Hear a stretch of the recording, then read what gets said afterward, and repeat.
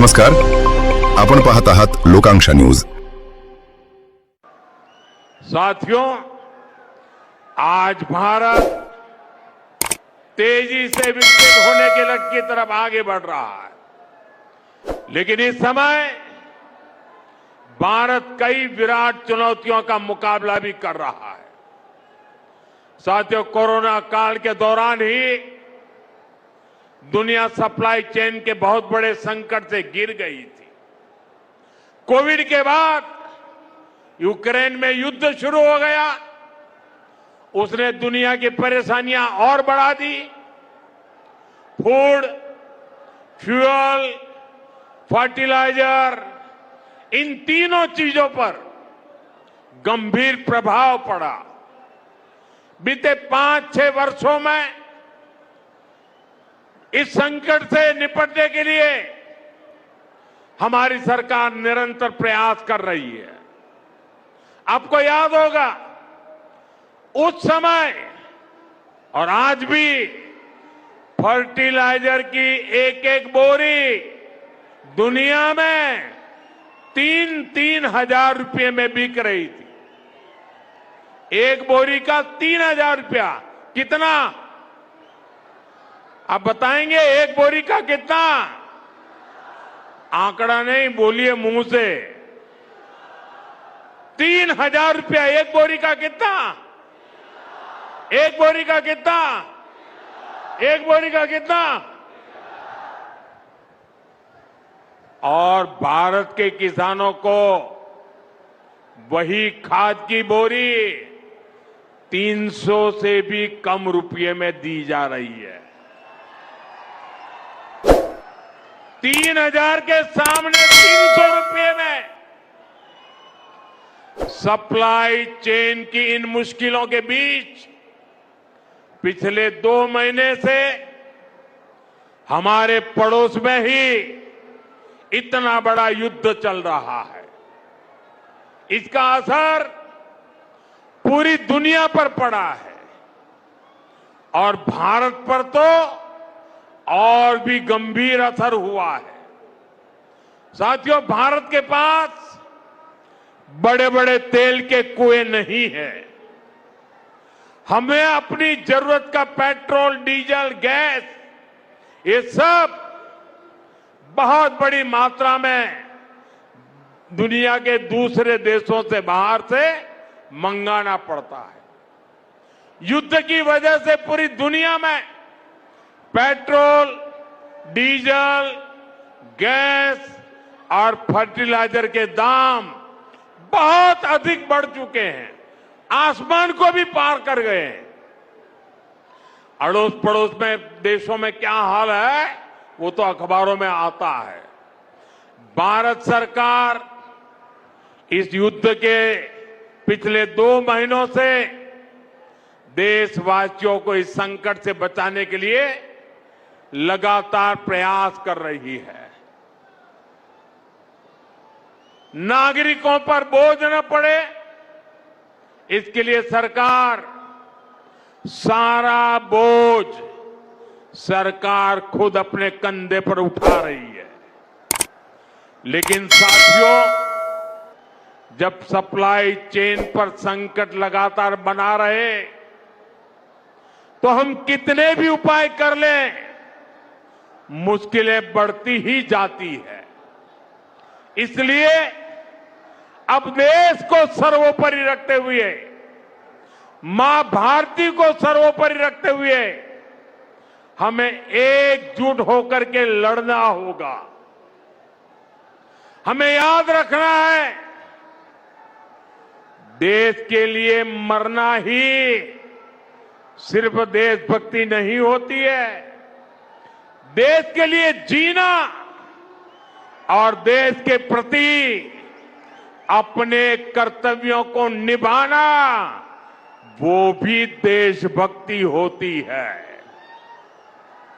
इसलिए वैश्विक संकट के इस समय में हमें कर्तव्यों को सर्वोपरि रखते हुए कुछ संकल्प लेने होंगे और उन संकल्पों को पूरे समर्पण भाव से पूरा करना होगा। जैसे एक बड़ा संकल्प है पेट्रोल डीजल का संयम से इस्तेमाल करना। साथियों, हमें पेट्रोल डीजल का उपयोग कम करना होगा। शहरों में जहां मेट्रो है वहां हम तय करें कि हम मेट्रो का ही उपयोग करेंगे, ज्यादा से ज्यादा मेट्रो में ही जाएंगे। अगर कार में ही जाना जरूरी है तो फिर कार पूल करने का प्रयास करें और भी लोगों को साथ बिठा ले।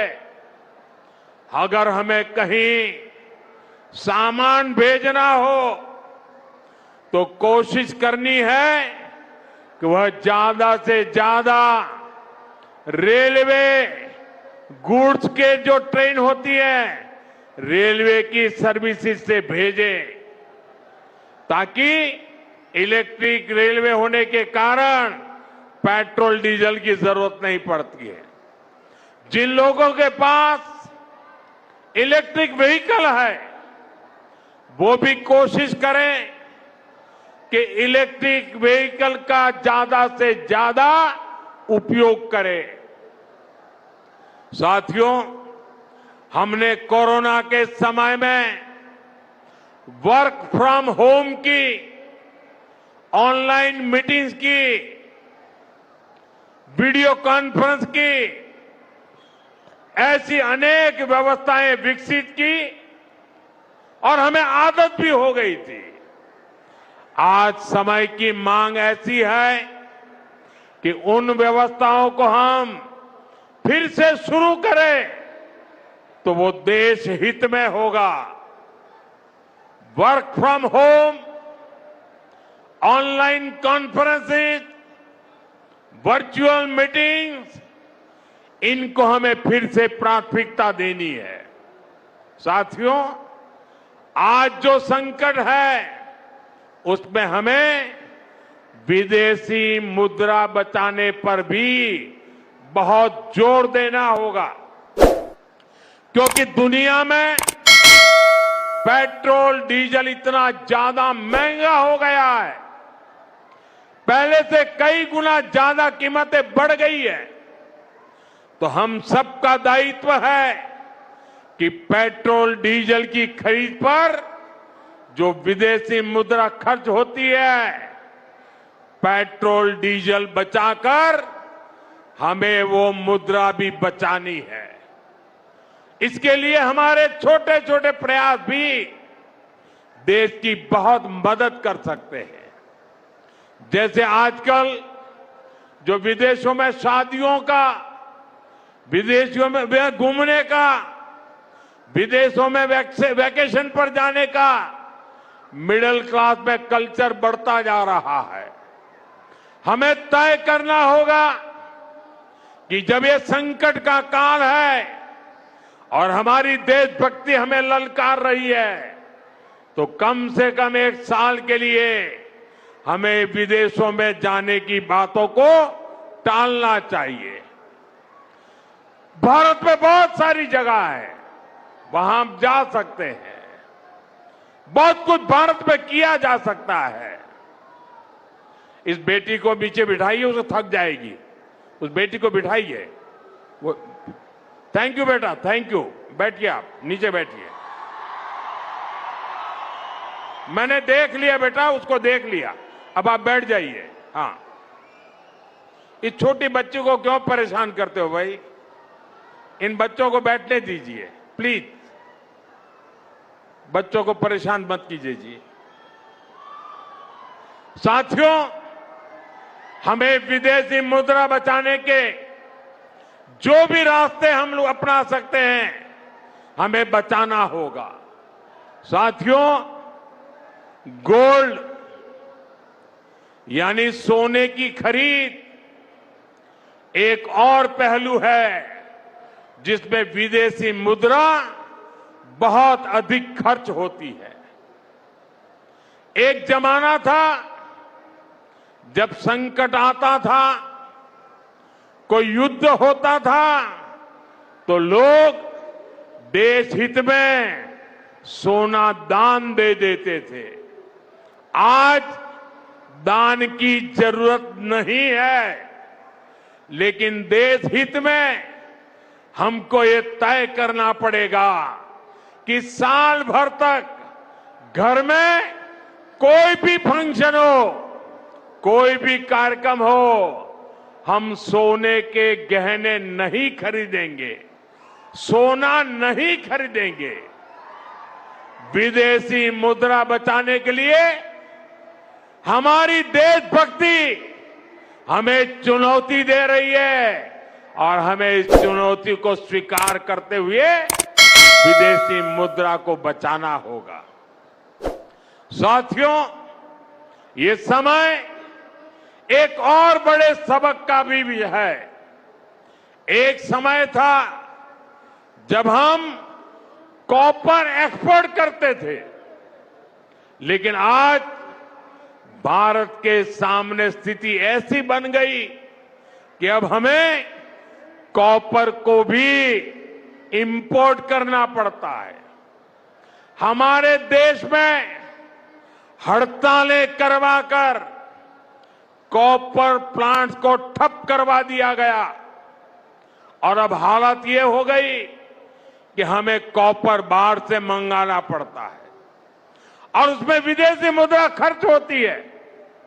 इसलिए मैं ऐसे सभी श्रमिक समूह मजदूर संगठनों से भी कहूंगा कि हमें ऐसी बातों का जरूर ध्यान रखना चाहिए। भारत को आत्मनिर्भर बनने से जो भी कदम रोकते हैं उनमें हमें दूरी बनानी होगी और जो लोग ऐसी साजिशों में जुटे हैं उन पर भी कड़ी नजर रखनी होगी। मैं देश की अदालतों से भी आग्रह करूंगा कि ऐसी स्थिति आने पर देश हित में हमें कोई ना कोई रास्ता निकालने की तरफ बढ़ना चाहिए। साथियों, ऐसे ही खाने के तेल का भी है।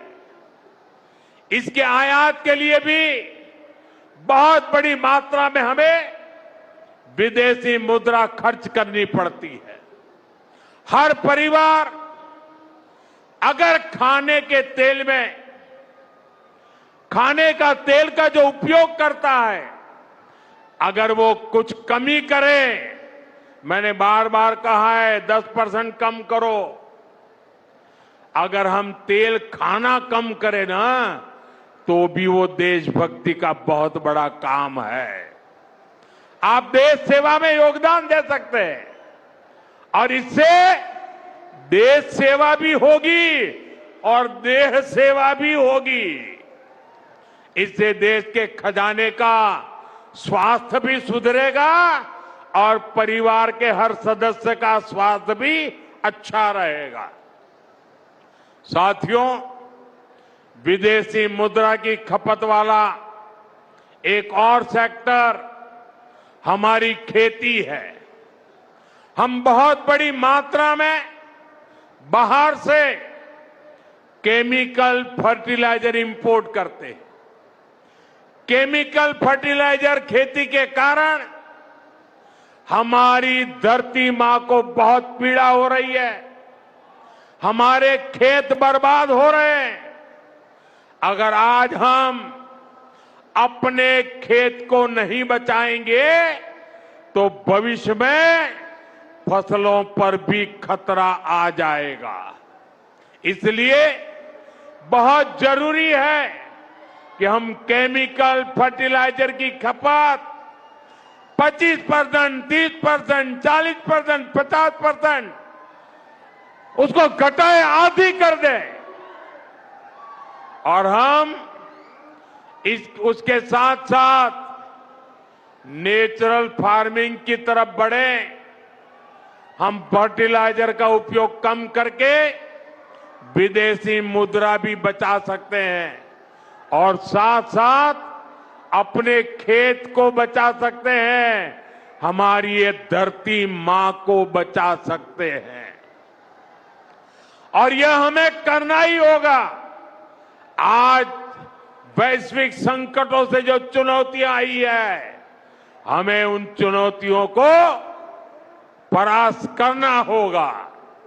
साथियों, भारत सरकार खेतों में डीजल पंप की जगह सोलर पंप की योजना चला रही है। हम खेतों में डीजल पंप की जगह सोलर पंप का उपयोग करने का जोर देना होगा। मैं कोविड काल में भी आग्रह करता था कि हम स्थानीय चीजें खरीदें, वोकल फॉर लोकल के मंत्र को लेकर चले। हम मेड इन इंडिया चीजें खरीदकर भी विदेशी मुद्रा बचा सकते हैं और हमारे देश में स्थानीय उत्पादन की कोई कमी नहीं है। चाहे जूते हो, पर्स हो, बैग हो, हमें स्वदेशी पर बल देना चाहिए। और मैं ये नहीं कह रहा कि जो आपके पास विदेशी चीजें खरीदी हुई है, विदेशी ब्रांड की है, उनको जाकर के फेंक दो, ऐसा मैं नहीं कह रहा हूं। लेकिन मेरा आग्रह है कि नए विदेशी प्रोडक्ट हमें नहीं खरीदने चाहिए। और वाकई हमें कई बार अंदाजा तक नहीं होता कि रोजमर्रा की कितनी सारी चीजें विदेशी है जो हम ऐसे ही यूज कर रहे हैं। और साथियों, जब मैं बात स्वदेशी की करता हूं तो लोगों को लगता है कि दिवाली के दिए खरीदो मतलब स्वदेशी हो गया। ये तो भ्रम फैलाने वाली बातें हैं। इससे सफलता नहीं मिलती है। हमें घर के उपयोग में आने वाले सामान की लिस्ट बनानी है। देखना चाहिए कितनी विदेशी चीजें घुस गई है, पता ही नहीं है। कैंची हो, कंघी हो, छोटी छोटी चीजें, टूथपिन, टूथब्रश, कितना सारा सामान विदेश से हमारे घर में घुस गया है। फिर इस लिस्ट से हमें हो सके उतना जल्दी स्वदेशी में बदलना चाहिए। साथियों, ये बातें सिर्फ एक सरकार, एक दल, एक व्यक्ति की नहीं है। ये बीजेपी का भी मुद्दा नहीं है, ये देश का मुद्दा है। और इसके लिए हर नागरिक, हर राजनीतिक दल, हर सरकार, हर समाज, हर संगठन को संकल्पबद्ध होगा। मैं मीडिया के साथियों से भी देश हित में आगे आने के लिए आग्रह करूंगा। आइए देशभक्ति का भाव जगाएं और देश को जो वैश्विक संकट चल रहे हैं, देश उस संकटों का लाभ ले, परिस्थिति पे सवार हो जाए। ऐसा वातावरण बनाने के लिए हमें योगदान देना होगा और तभी जाकर के देश सफल होगा। ऐसे संकल्प जब हर नागरिक पूरी ईमानदारी से सिद्ध करेगा तो भारत हर संकट में जरूर विजयी होगा।